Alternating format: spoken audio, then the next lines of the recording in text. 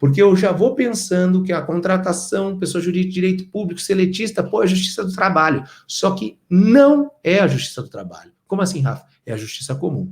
No nosso caso, no nosso exemplo, seria a Justiça Comum do Estado, porque essa companhia é a Companhia do Estado do Paraná, que foi o que eu falei, tá bom?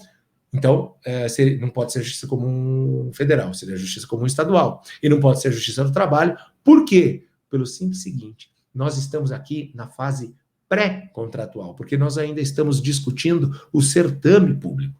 Não tem uma relação de trabalho já, tá bom?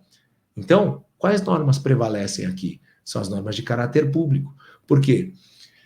Porque nessa fase pré-contratual, se não existe esse elemento essencial aí, inerente ao contrato de trabalho, que é o caráter personalíssimo, que é a questão, o caráter de índole privada, eu não tenho uma relação entre empregado e empregador ainda, tá bom? O que eu tenho? Eu tenho simplesmente uma expectativa de direito.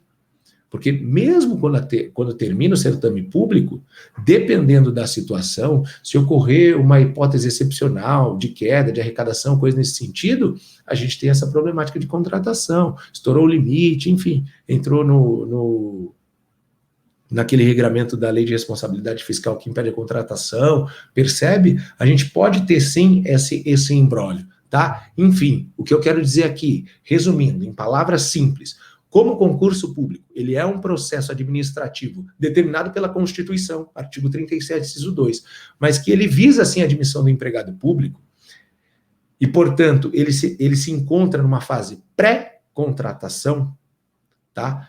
As controvérsias relativas a essa fase de pré-contratação, elas devem ser pautadas pelas normas de direito público. Portanto, prevalece a competência da justiça comum, aí estadual ou federal, a depender da situação concreta. Beleza?